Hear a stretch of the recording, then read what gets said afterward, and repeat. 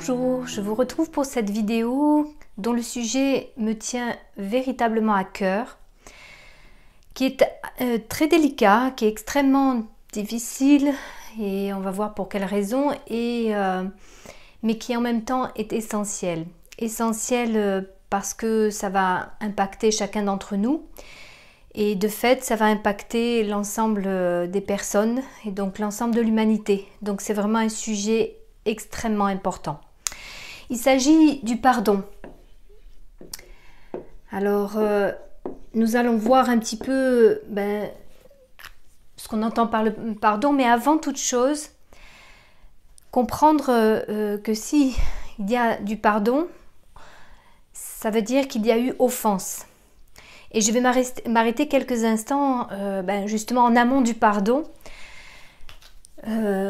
par rapport à l'offense. Il n'y a pas besoin de pardonner s'il n'y a pas eu d'offense. Donc, il est important pour moi d'abord de parler de l'offense. Je ferai peut-être d'ailleurs une vidéo de manière un petit peu plus détaillée sur le sujet. Mais donc, d'où vient l'offense? Qu'est-ce qui fait que il y a des personnes qui offensent? Eh bien, très souvent, on va le voir, c'est du fait de la haine, de la colère, qui elle-même engendre de la violence, et puis de manière plus large, les guerres. Et en fait, ce qu'il est important de comprendre dans un premier temps, c'est qu'est-ce qui fait qu'une personne offense?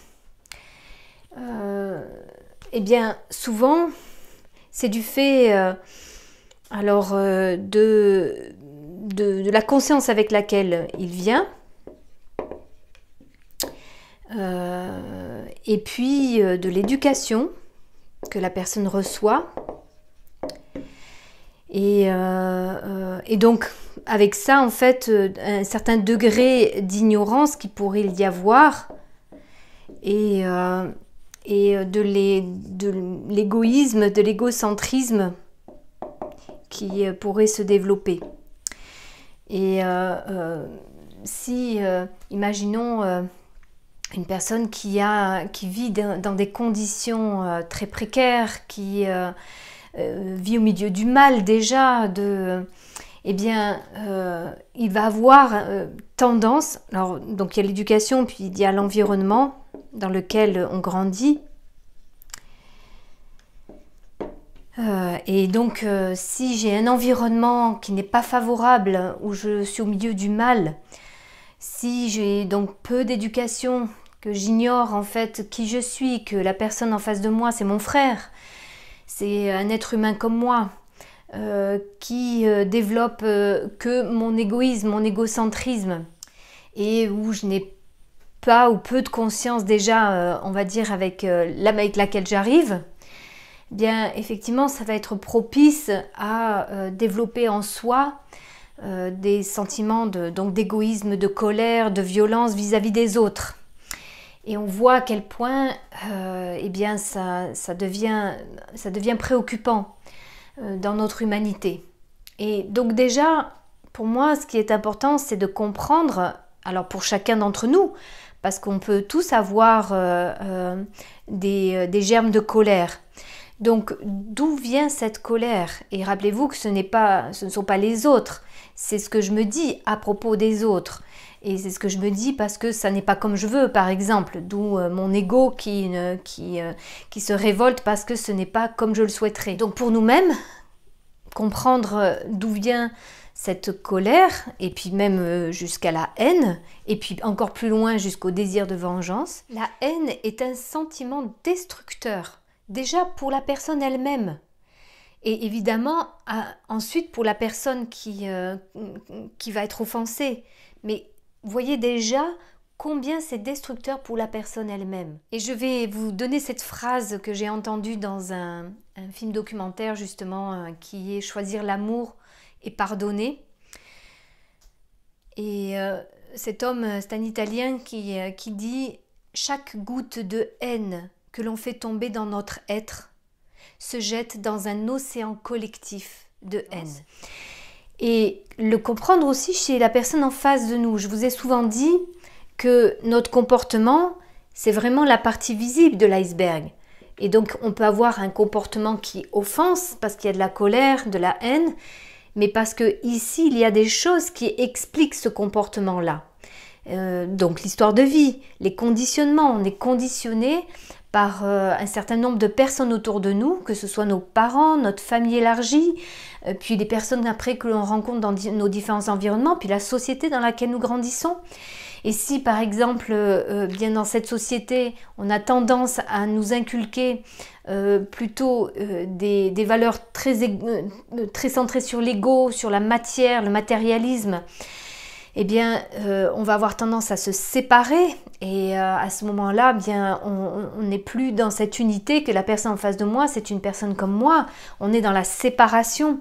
Et donc, si ici, mes schémas, mes conditionnements m'amènent à un fonctionnement, à des pensées plutôt justement de colère, négative, d'égocentrisme, de ce fonctionnement, rappelez-vous, ça entraîne des émotions.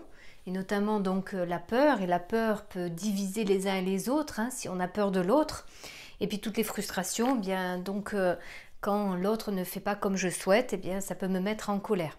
Et donc en fait on voit que selon justement eh bien, cette partie non visible de l'iceberg, selon comment ça s'est construit pour chacun d'entre nous sur un plan individuel, mais ça peut être aussi sur un plan collectif, eh bien on est plus prompt ici au niveau de notre comportement à être dans la colère, la haine, la vengeance vis-à-vis de l'autre.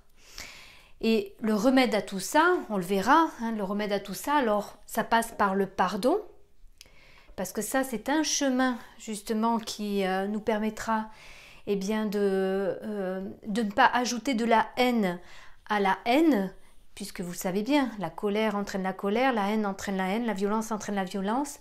Et donc, si effectivement je suis dans le pardon de l'offense qui m'a été faite, je n'alimente pas cette colère qui m'a été envoyée. Je vais même la transformer, on va voir cela.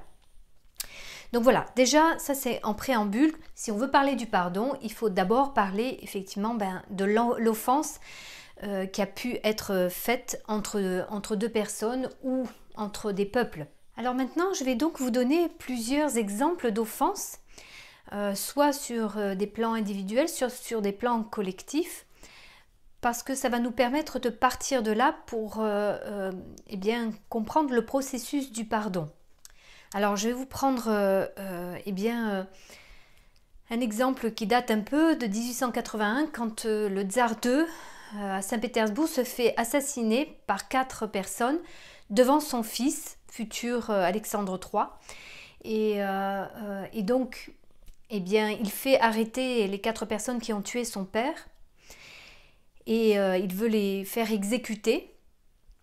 Et à ce moment-là, il reçoit 2 lettres, une lettre de Léon Tolstoï et une lettre du philosophe Soloviev, qui lui explique que si jamais il exécute ces personnes-là, ils comprennent sa douleur d'avoir vu son père assassiné devant ses yeux, mais il lui explique que si jamais il vient lui-même à venger son père en assassinant, en tuant les personnes qui ont tué son père, eh bien il ne fera que aggraver la problématique à long terme. C'est-à-dire que là, il disait, eh bien vous avez 4 personnes, mais si vous exécutez ces 4 personnes, ce seront 40, puis 400 qui seront contre vous. Et donc, ils expliquent que le pardon, c'est une élévation de la conscience. Et si un tsar peut avoir ce niveau de conscience-là, parce qu'on va voir que le pardon est vraiment lié à un certain niveau de conscience, et bien s'il arrive à avoir, à passer justement et à pardonner, il montrera à tout son peuple eh bien, la conscience qu'il a de ne pas engendrer la haine par la haine. Et il enverra aussi un message fort à ceux qui sont contre lui, qui étaient contre son père, eh bien que de sa grandeur en fait. Et malheureusement, Alexandre III a fait exécuter les 4 personnes. Et bien quelques années après, il y a eu une montée en fait du bolchevisme qui a renversé en fait le pouvoir des tsars. Et ensuite, eh bien, on connaît un peu la suite avec le bolchevisme qui a fait des millions et des millions de morts. Et ça a été une catastrophe. Donc, on voit bien comment, si par un acte comme celui-ci, on ne pardonne pas, eh bien derrière, c'est la haine qui se développe. Ensuite, je souhaiterais vous prendre aussi comme exemple Nelson Mandela, qui a été enfermé 27 ans emprisonné et qui, en fait, lorsqu'il est sorti et qu'il a été amené à aller au pouvoir, eh bien, il a pardonné à tous ceux qui ont contribué à l'emprisonner, et il a même fait mieux. Il a pris ces personnes-là dans son gouvernement. Et c'est ce qui fait que, eh bien, ensuite, le peuple africain du Sud a pu justement, eh bien, beaucoup plus s'apaiser par rapport aux années d'apartheid qu'il y avait eu avant. Un autre exemple, c'est Yolande Mukagazana, qui est une Rwandaise et qui, dès l'âge de 5 ans, a commencé à voir les massacres de sa famille et qui ont continué pendant des années. Et qui, par la suite, alors qu'elle a perdu toute sa famille, ses enfants, son mari, elle a vu qui a tué justement les êtres qui étaient les plus chers dans sa vie, et comment elle est parvenue avec d'autres, mais elle est une représentante vraiment de cela, à pardonner les personnes qui ont perpétré ces massacres et à faire du travail en communauté avec ces gens-là. Et comment, comme elle dit, quand on a trop souffert, il n'y a pas de place pour la haine. Et elle explique très bien comment pendant des années, on parlait de l'éducation tout à l'heure, des années, à l'école, on enseignait justement la haine entre les enfants de différentes ethnies. Comment ne pas développer ensuite la haine adulte entre ces ethnies? Alors que si on avait conscience que la personne en face de soi, même s'il y a des différences sur plein de plans, nous restons une unité d'hommes, c'est-à-dire chaque personne qui est en face de moi, c'est un être humain comme moi. Et donc plutôt que d'enseigner la division, la séparation, la haine de l'autre, eh bien de plutôt enseigner la compassion, la bienveillance, la gratitude, la paix, le pardon, voilà, qui sont des valeurs, l'amour, qui sont évidemment des valeurs qui eh bien, n'entraîne pas justement la haine, la colère, qui ensuite entraîne les offenses. Il y a comme ça encore beaucoup d'exemples, je peux vous en donner encore, d'une femme qui recueille en Afrique des femmes qui ont été violées et qui explique eh bien, comment le pardon peut libérer ces femmes de ce poids-là. Parce que, vous voyez, je commence à rentrer un peu dans le pardon, si nous conservons ce poids de l'offense qui nous a été faite, eh bien, 20 ans après, on peut continuer à avoir justement ce poids-là sur soi. Et donc, ça veut dire que la personne qui a créé cette offense, on est toujours lié à elle. Et donc, 20 ans après, elle continue à faire peser sur nous cette blessure, cette douleur. Alors que si nous sommes dans le pardon, alors nous nous libérons de ce que la personne a pu nous faire. Nous libérons ce poids-là. Je vais détailler après les exemples. Un autre témoignage d'une maman qui a amené son fils comme tous les matins à l'école aux États-Unis de 6 ans et demi. Et puis bien, il y a eu une fusillade dans cette école et elle a donc perdu son enfant. Et elle explique combien évidemment la douleur qu'elle a pu ressentir de perdre son enfant et la colère vis-à-vis de ce meurtrier qui a tué en fait son enfant, et comment elle est arrivée à transformer cela en justement déjà cherchant à comprendre mais qu'est-ce qui fait que des personnes tuent comme ça, aller chercher le problème à la racine pour essayer justement de le transformer. Et évidemment, c'est tout un processus, on va le voir, le pardon c'est tout un processus, ça ne se fait pas comme ça en claquant des doigts. C'est pas simple, c'est pas facile, c'est quelque chose qui demande un certain cheminement. Et on va voir comment justement il est possible de cheminer vers le pardon pour se libérer, parce que le pardon est une vraie libération. Et donc cette dame qui ensuite s'est mise à faire des conférences auprès d'élèves, d'étudiants, pour justement expliquer combien la haine et la colère entraînent des offenses graves et donc des douleurs de famille par la suite. Et comment il est possible de renverser cela par une compréhension, une éducation, une conscience en fait. Un autre exemple d'une dame italienne qui, pareil, a subi 2 viols, une dans sa petite enfance et un autre à l'âge de 15 ans, et qui, elle aussi, a fait tout un cheminement et qui lui a permis aujourd'hui d'aller dans des prisons pour parler à ces détenus qui ont pu commettre justement des crimes qui les ont amenés à être en prison, pour leur permettre aussi de réveiller leur conscience, mais aussi de voir tout ce cheminement du pardon qu'elle a pu faire pour leur partager. Puis un autre exemple, alors c'est un Allemand qui, pendant la Seconde Guerre mondiale, un jeune Allemand, il avait une vingtaine d'années, et qui œuvrait pour Hitler. Et à un moment donné, donc c'était sur le front russe, et donc ils ont acculé toute une population dans un immeuble, enfin quelques personnes dans un immeuble.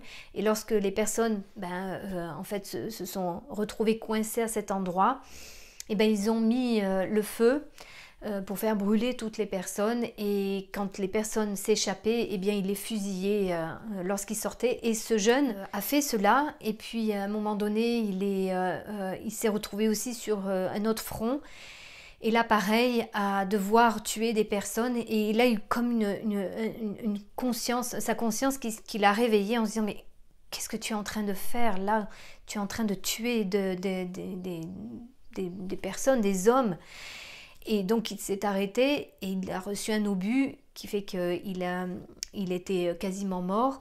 Il s'est retrouvé dans un hôpital et il a demandé à une infirmière de faire venir une personne juive.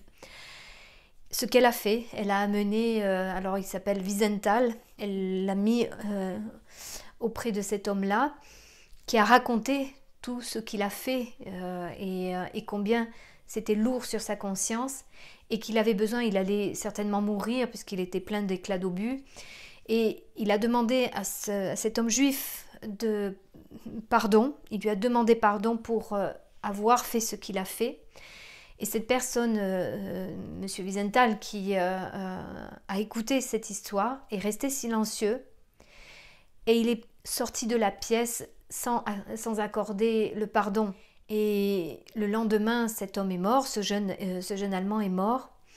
Et toute sa vie durant, Wiesenthal s'est posé la question, est-ce que il a fallu que je donne ce pardon, qu'est-ce que ça aurait changé dans ma vie? Parce que là, il est resté toute sa vie avec ce poids-là de ne pas avoir accordé ce pardon. Et puis un dernier exemple, pareil, qui date aussi de la Seconde Guerre mondiale. Et c'est un Polonais qui sait parler 4 langues. Et on sort toutes les personnes de sa rue, toutes les personnes juives de sa rue. Et lui, il était avec sa femme et ses 6 enfants. Et les Allemands donc demandent si justement il y a des personnes qui savent parler plusieurs langues. Il en fait partie. et puis sans savoir pour quelle raison on lui pose cette question. Et puis donc les Allemands commencent à tuer tous les Juifs dans la rue, et cet homme-là voit les Allemands tuer sa femme et ses 6 enfants devant ses yeux. Et là, à partir de là, il y a quelque chose qui s'est transformé en lui, et on va voir justement que le pardon est vraiment en lien avec cela.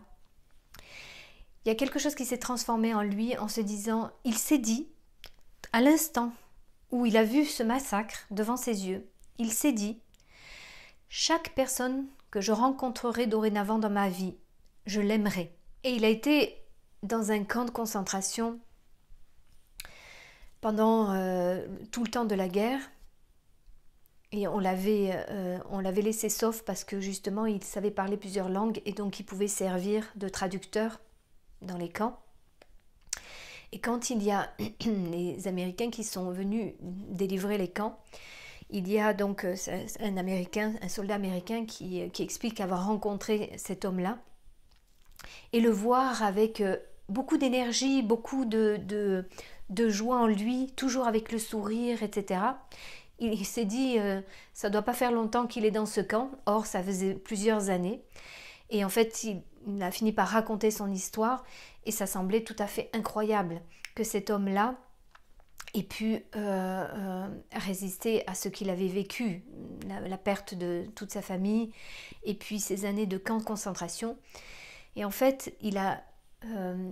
à partir du moment où il a été alors évidemment on n'est pas tous capables de ça, mais à partir du moment où il a été dans ce pardon immédiat, il a été tout à fait autrement tout le long de sa vie, et il a aidé évidemment beaucoup de personnes pendant le temps où il est resté dans le camp. Mais c'est surtout assez incroyable de voir que il n'était du coup pas anéanti alors qu'il venait de vivre l'horreur et de perdre sa famille et l'horreur de ces années de camp.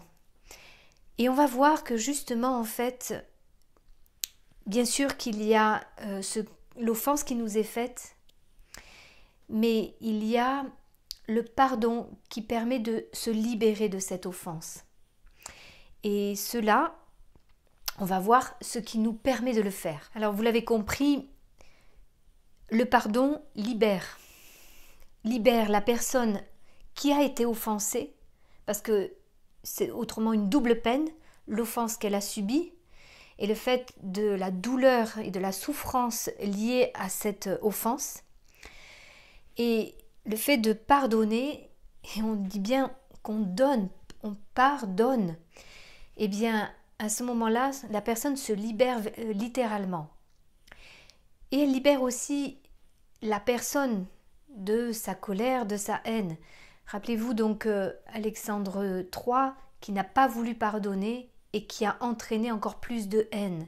Alors que s'il avait pardonné, on ne pourra pas savoir puisqu'on ne peut pas refaire l'histoire, mais peut-être que s'il avait pardonné, il n'aurait pas engendré cette haine et ce terreau ensuite pour le bolchevisme qui a été une catastrophe pour le pays. Alors maintenant, ce que nous allons voir, c'est qu'il y a le vrai et le faux pardon. Alors ce que j'appelle le faux pardon, c'est celui qui est plutôt lié à l'ego, c'est-à-dire, eh bien, je vais demander pardon, mais pour montrer que je suis quelqu'un de bien, et puis surtout pour que la personne me lâche. Et comme ça, elle me laisse tranquille une fois que je lui ai demandé pardon. Sauf qu'on voit bien que ce n'est pas un vrai pardon. C'est juste pour obtenir sa tranquillité. Et puis, il y a le vrai pardon. Et celui-là, il est en lien effectivement avec notre soi. Donc, rappelez-vous, ici, c'est notre petit jeu terrestre, hein, l'ego. Et puis là, c'est notre grand jeu. Et nous allons donc voir en fait ce qu'est le vrai pardon. Il faut avoir 2 qualités pour qu'il y ait un vrai pardon. La première, c'est justement de lâcher sur l'ego. Voilà, on lâche sur l'ego, on lâche sur notre petit jeu. Dans le sens où, parce que notre ego, lui, il va être dans la rancune. Et peut-être dans le désir de se venger. Donc évidemment que ici, à cet endroit-là, on ne peut pas pardonner. Si on a été trop touché et qu'on reste sur notre petit jeu, ben, ce sera impossible de pardonner à l'autre. Donc c'est de lâcher sur l'ego avec une volonté morale, en fait, développer sa volonté morale pour voir les choses d'une autre manière, avec plus de grandeur, plus de hauteur, plus de conscience. Je vais le dire un peu comme ça. Et la deuxième qualité, c'est l'oubli. Alors pas l'oubli ordinaire, je dois oublier, il ne s'agit pas de ça.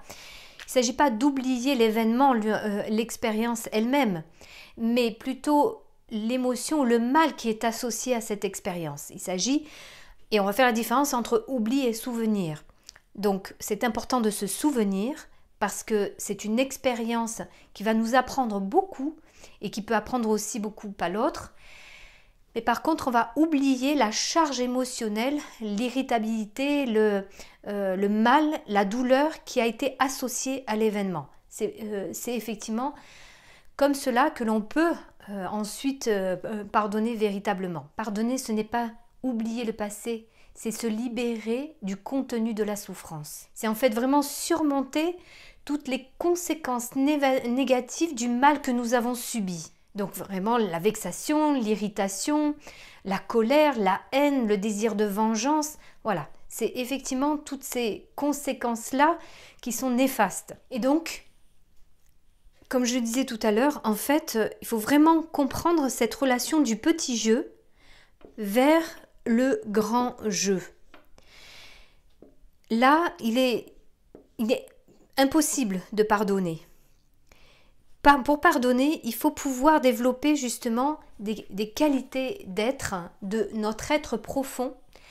Et déjà, on peut dire que notre grand jeu à nous, il est sans arrêt en train de pardonner à notre petit jeu. Parce que sans arrêt, nous-mêmes, nous faisons des choses qui sont peut-être un peu répréhensibles ou des choses qu'on a dites ou qu'on a faites et qui sont peut-être pas très justes, pas très bonnes.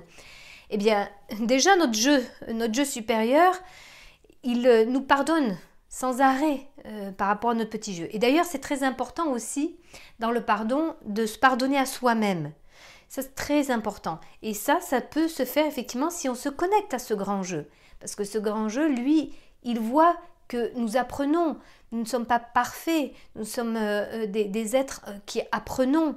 Donc du coup, eh bien, si on fait appel à cette partie-là en nous, eh bien on peut se pardonner. Donc il y a effectivement déjà un pardon à l'intérieur de soi-même. Et finalement, le pardon vis-à-vis de l'autre, eh bien c'est qu'en face de nous, on a aussi des personnes qui ont un petit jeu et un grand jeu. Sauf que, vous l'avez compris, une personne qui est coupée de son grand jeu va plutôt développer de l'égoïsme, de l'égocentrisme, du pouvoir sur l'autre et n'a pas ces qualités de l'être, qu'on pourrait dire des qualités spirituelles. Et donc, à cet endroit-là, il peut effectivement être dans la colère, la haine et offenser les autres. Et donc, du coup, le fait de voir chez l'autre qu'il y a cette coupure-là, notre grand jeu, puisque c'est lui qui peut pardonner, peut voir cela, peut voir le petit jeu de l'autre. Et rappelez-vous ce qu'on a évoqué tout à l'heure, la partie non visible de l'iceberg, voilà, qui explique des comportements complètement dysfonctionnels, offensants. Et notre grand jeu peut aussi voir ce grand jeu que la personne elle-même ne voit pas. Et c'est parce que justement elle est coupée de cette partie-là qu'elle est dans l'offense. Si elle était reliée à cet endroit-là, eh bien, elle n'offenserait pas. Et donc, on est bien d'accord qu'une fois de plus, qu'est-ce qui fait que à la fois on ne va pas offenser ou le moins possible, et à la fois on va pardonner à ceux qui nous offensent? Eh bien, c'est le développement de notre conscience, le développement de notre grand jeu. Tant que nous serons coupés, que des personnes seront coupées de cette part-là, eh bien nous ne pourrons pas vivre en harmonie, dans l'amour, la compassion, la paix. C'est impossible. Nous serons tous avec nos petits jeux qui voudront se défendre en fait les uns vis-à-vis des autres. Et ce sera, eh bien, tu m'as fait ça, eh bien, moi aussi je vais te faire ça. On ne pourra jamais avoir une humanité en paix si on reste à cet endroit-là. Donc ça veut dire qu'il est urgent, important, essentiel de cultiver justement de la connaissance qui va nous permettre d'arriver à cet endroit-là. Tant que nous n'aurons pas atteint ou au moins connecté ou avoir la compréhension et la connaissance de cet endroit-là, alors nous serons soumis justement à des offenses. Et donc la personne qui se connecte à son grand jeu, non seulement elle va éviter d'offenser l'autre, mais elle va pouvoir pardonner l'autre de son offense, parce qu'effectivement elle sait que la personne en face est coupée elle-même de cette partie-là. Et donc cette transformation du mal que l'on me fait, que moi je fais du bien en retour, alors pas forcément à la personne elle-même d'ailleurs, parce qu'au départ c'est peut-être trop difficile de rendre en bien le mal qu'on me fait, mais je peux le faire pour d'autres. Vous voyez par exemple ces personnes qui, comme je l'expliquais tout à l'heure dans les exemples, une personne qui va en prison pour expliquer les violences justement faites aux femmes pour réveiller les consciences, ou cette maman qui a perdu son fils qui va auprès des jeunes pour là aussi développer la conscience. Donc c'est parce que ces personnes-là ont vécu ces choses-là qu'elles transforment cette colère, cette haine qu'elles pourraient avoir en pardon et en aidant les autres. Et c'est parce que on peut transformer eh bien, toute cette offense que l'on a subie en pardonnant que l'on peut petit à petit assainir les relations. Alors bien sûr, ça semble être une utopie peut-être même pour certains, ça semble être impossible, mais si déjà on a conscience par rapport à soi-même, eh bien on est plus prompt à déjà moins offenser les autres, mais à déjà essayer d'aller justement vers le pardon. Et en permettant à l'autre qu'en lui donnant mon pardon, eh bien je peux aussi développer sa conscience. Je peux aussi lui permettre de voir cela. C'est pas dit, mais ça sera... Vous voyez que ce sera préférable de tenter de montrer cela à l'autre plutôt que de ne rien faire, voire pire, de se venger. Et vous voyez bien que le petit jeu, on est victime. Et l'idée est de passer de victime à créateur de sa vie. Lorsque je pardonne, je lâche, je me libère et je deviens créateur de ma vie. Je me sens plus victime avec ce poids-là. Donc vous voyez à quel point c'est extrêmement important. Donc voilà, il y aurait bien d'autres choses à dire sur le pardon, mais la vidéo est déjà un peu longue. Et je reviendrai certainement sur cette notion parce que pour moi elle est très importante. Parce que si nous n'apprenons pas à désamorcer en nous la colère, la peur aussi, parce que la peur peut entraîner la colère. Si nous n'arrivons pas à pardonner à ceux qui effectivement peuvent nous créer des offenses, alors l'humanité court à sa perte. Et qu'il est très important de prendre conscience, chacun d'entre nous, de cela. Parce que si chacun prend conscience de cela, eh bien évidemment que cela peut renverser les choses et transformer les choses. Et que évidemment que l'idée est de transformer la haine en amour, la peur en amour, parce que c'est l'amour qui guérit de tout. Mais cet amour-là ne peut se trouver qu'à cet endroit-là, l'amour véritable, pas l'amour conditionnel du petit jeu, l'amour véritable de l'autre, parce que l'autre est une personne comme moi, eh bien elle ne peut se trouver que si je vais à cet endroit-là. Voilà, et si j'élève ma conscience. Eh bien, écoutez, j'espère que cette vidéo aura une fois de plus été utile, de la partager pour que peut-être cela puisse semer des graines de conscience à d'autres personnes. Et puis bien je vous dis à très bientôt pour une prochaine vidéo.